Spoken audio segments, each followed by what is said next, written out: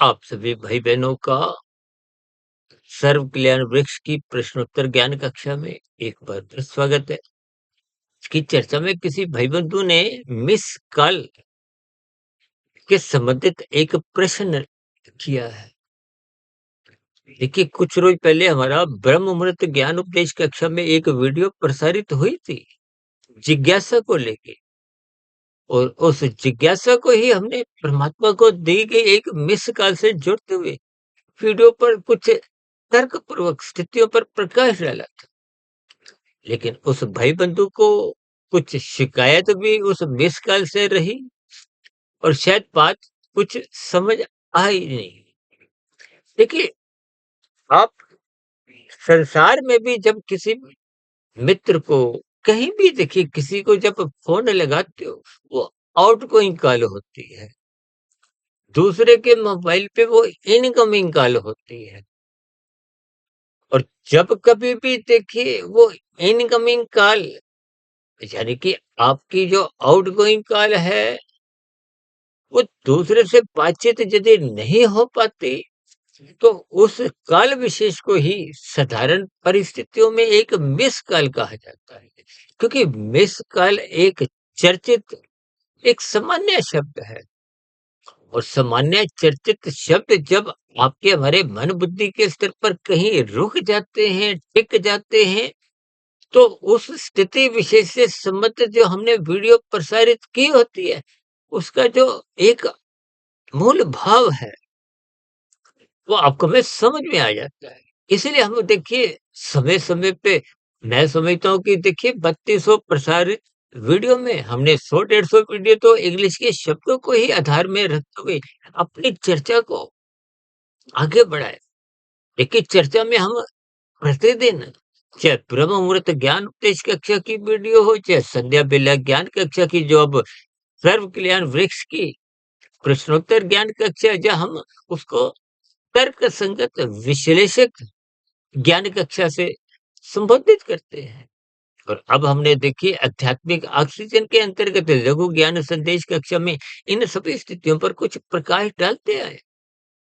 ये सभी स्थितियां आपके हमारे ज्ञान में वृद्धि करने के लिए, परमात्मा से जोड़ने के लिए, अज्ञानता समाप्त करने के लिए।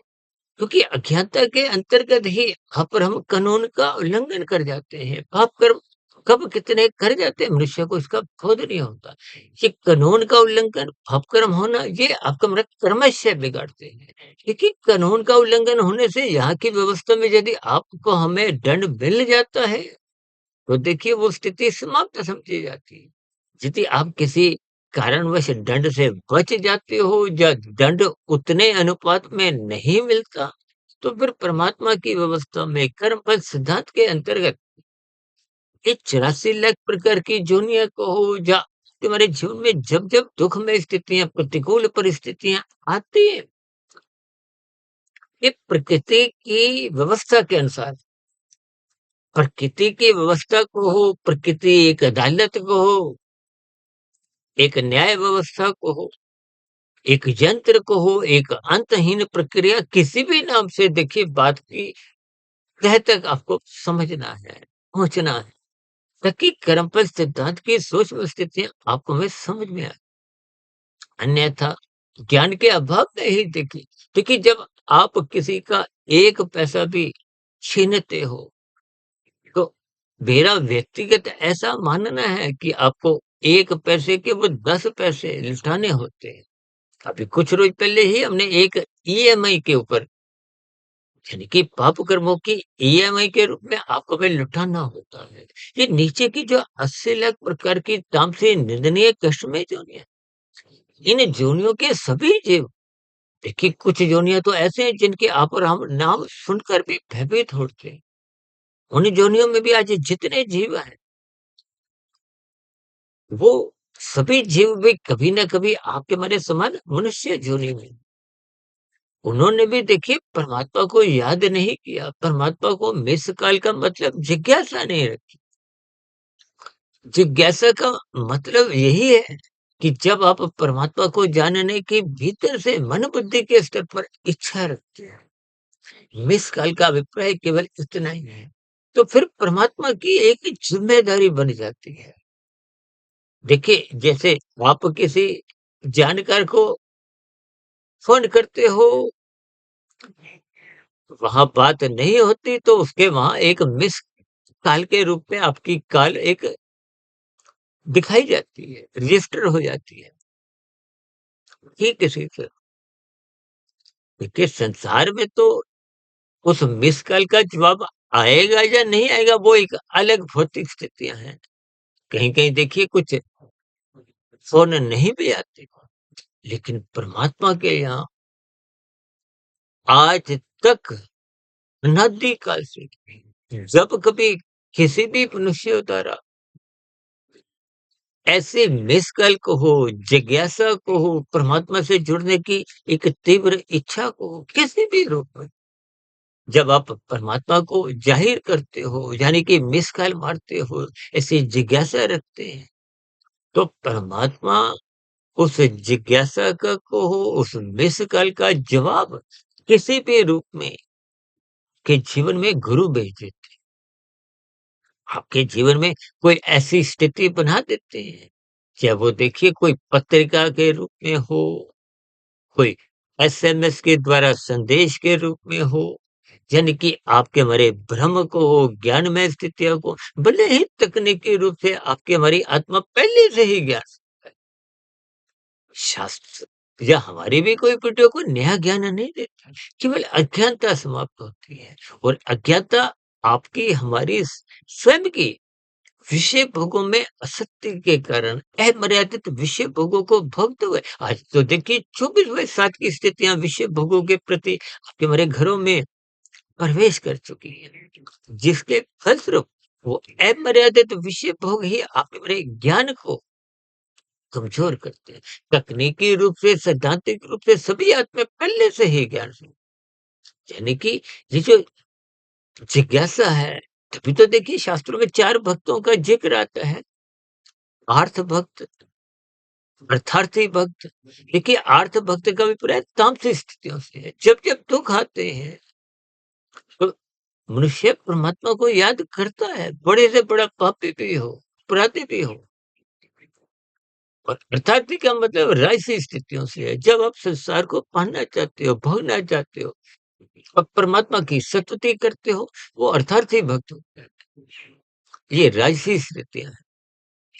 कि सात्विक स्थितियों में जब आपके भीतर में एक जिज्ञासा उत्पन्न होती है कि हम परमात्मा को जानें, ये प्रकृति की व्यवस्था को समझें, ये प्रकृति की व्यवस्था में प्रतिदिन कैसी-कैसी स्थितियाँ बनती हैं, ये जन्म-मरण की स्थितियाँ, जीवन में देखिए और भी देखिए प्रकृति से संबंधित कितनी स्थितियाँ पर आप और हम अचंभित हो उठते हैं। उन सभी स्थितियों के प्रति जब भीतर में एक जिज्ञासा उठती है, उस जिज्ञासा को ही उस वीडियो विशेष में हमने एक मिस कॉल का एक नाम देते हुए चर्चा को एक दार्शनिक रूप में प्रस्तुत किया था। हो सकता है कहीं-कहीं देखिए कुछ स्थितियाँ सा एक साधारण मनुष्य को कोई बुरा भी लग जाता है, उसके लिए मैं क्षमा चाहता हूँ।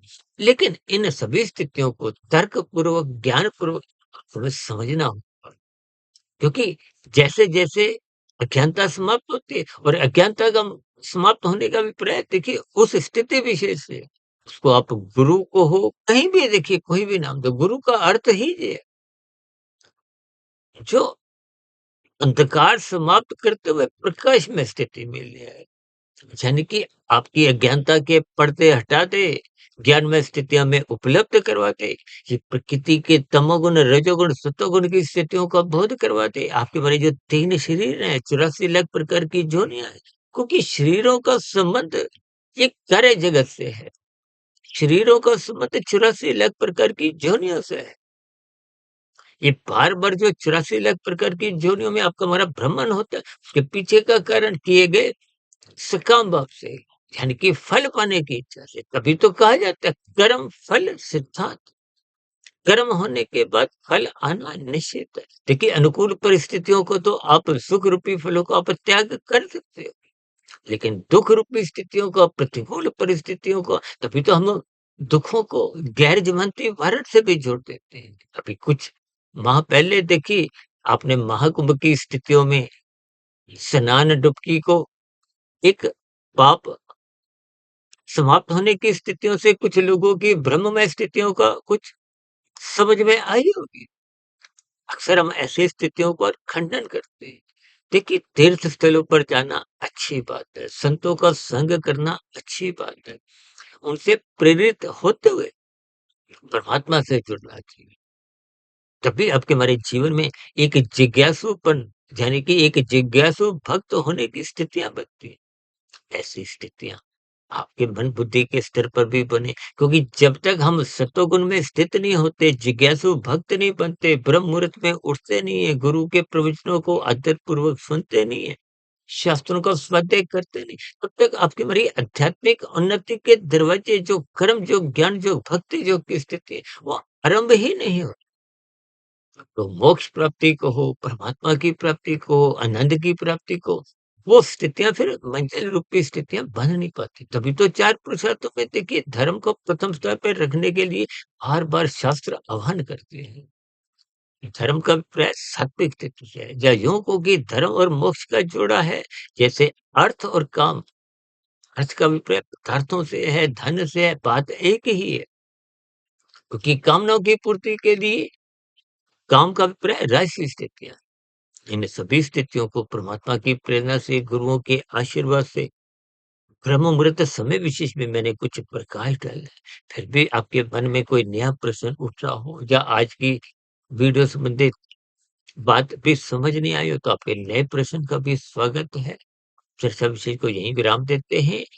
कल सुबह फिर मिलते हैं ब्रह्म मुहूर्त ज्ञान उपदेश कक्षा में एक नया विषय को लेते हुए। तब तक आप सुधीर भाटिया फकीर को इजाजत दें। वीडियो संबंधित आपके प्रश्नों का, सुझावों का और शिकायतों का सदा नीचे दिए गए कमेंट्स बॉक्स पर स्वागत है। चर्चा विशेष को ध्यानपूर्वक, धैर्यपूर्वक, गंभीरतापूर्वक सुनने के लिए आप सभी भाई बहनों का बहुत बहुत धन्यवाद।